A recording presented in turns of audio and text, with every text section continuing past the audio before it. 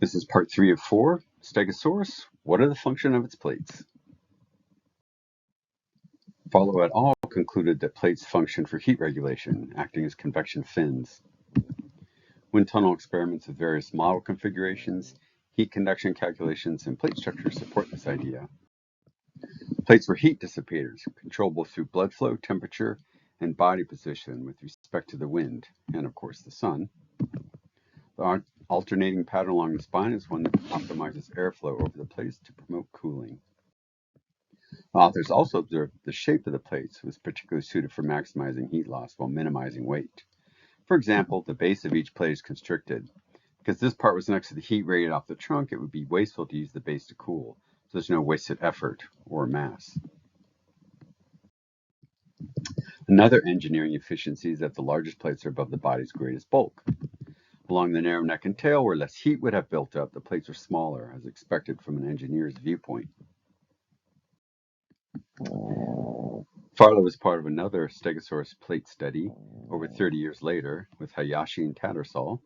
They looked at the inside plate structure through X-rays and microscopic slides. The plate bone has pipes for blood and spongy areas in which some spaces were presumably for blood. These connect with vascular pits and grooves on the plate surface. And these, of course, would have been under the keratin coat. And if you're sharp-eared, you may hear a snoring pug.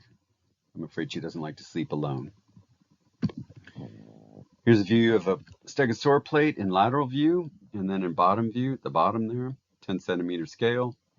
You can see there are quite a few pits towards the base and lots of grooves up towards the top. Highly vascular, or lots of blood supply.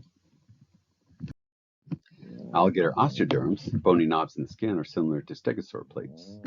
Here's a gator picture for you. Careful, the gator will bait you, and they are very fast. In Florida, you always hear about gators catching dogs, so you get an idea of how quick they can be. In the red rectangle are 3 scutes, and inside an osteoderm looks like this. So it has a lot of open space for blood flow. Crocodilian osteoderms have several functions, and here are a few. They act as armor. They also stiffen the back for walking on land, and possibly for heat exchange, as evidenced by using heat-sensing cameras on basking caimans. In Stegosaurus relatives, plates likely had multiple functions too. These authors conclude that in Stegosaurus, the potential thermoregulatory function in plates may have been greater than in other relatives. Plates have extensive external and internal space for blood flow. The plates are large and thin, being thinner at the base, and they run along the top of the animal in an alternating pattern, which is efficient for cooling. I don't believe in engineering coincidences. The plate sizes and configuration match an efficient form for convective cooling. From my viewpoint, the plates are primarily for heat dissipation. Overheating is life-threatening, particularly in a hot habitat, like the one Stegosaurus lived in during the late Jurassic. Good tropical and subtropical regime. Semi-arid too, so part dry and hot. Whether this dino was cold-blooded or between cold and warm-blooded isn't really relevant. If Stegosaurus wasn't as cold-blooded as crocodile, then a higher body temperature makes keeping cool even more difficult in such a huge animal when it moves around. Cooling off to prevent incapacitation and death in a warm habitat was of utmost importance. Utmost. You may have noticed that adults worry greatly when you have a fever, particularly if you're young. There's a good reason. A high body temperature will start cooking your brain, and that's what we say is ouchy.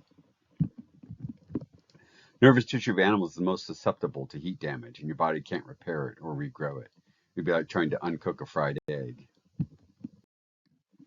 Your body can kill itself if an infection gets out of control by sustaining a high fever. How is such a dangerous response adaptational or of benefit?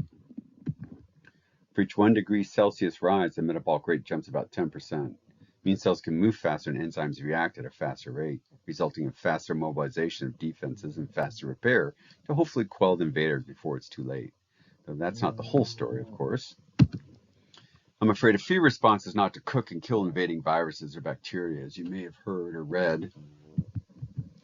The invaders are adapted to your body temperature and are almost always tolerant of fever increases, which are actually not that great to a virus or bacterium. Also, some viruses and bacteria probably want the fever because they'll be able to move faster just like your body. So It's complicated.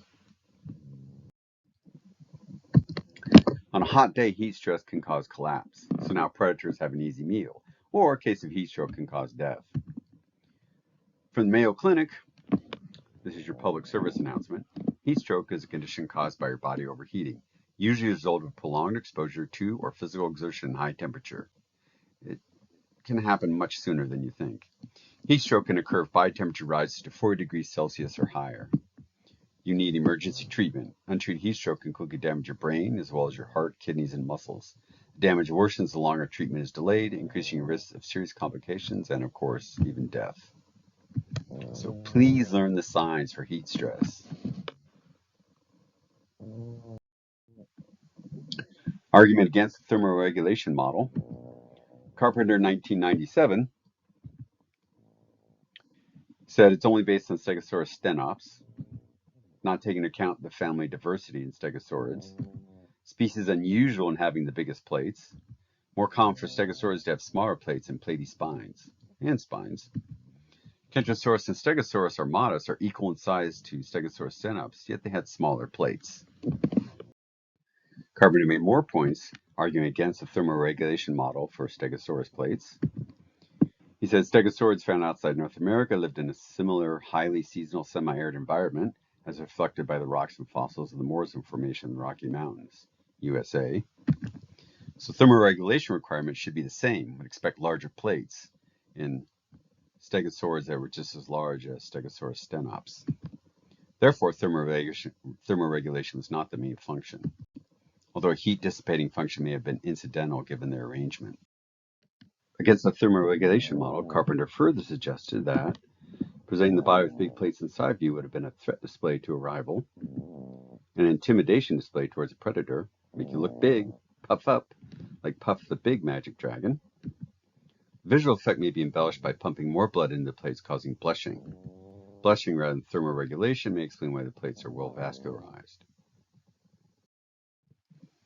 So, my counter to Carpenter, for what it's worth. Blushing in reptiles seems too far-fetched when considering modern reptiles, and if true, more blood in the plates make them excellent cooling fins. Hardly incidental. What if Stegosaurus plates, platy spines, and spines all thermoregulate?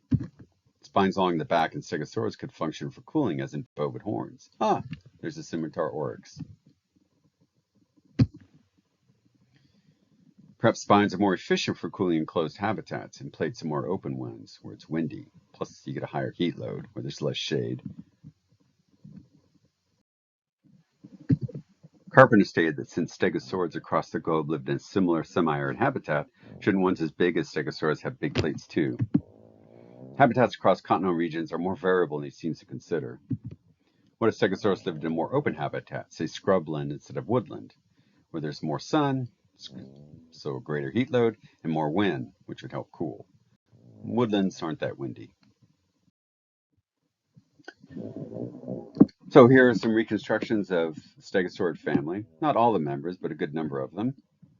You can see they vary from having big plates, like Stegosaurus and Wuerhosaurus, and some who are all spiny, like Dicenterosaurus, and Mongolostegus has big plates like Stegosaurus and Hesperosaurus.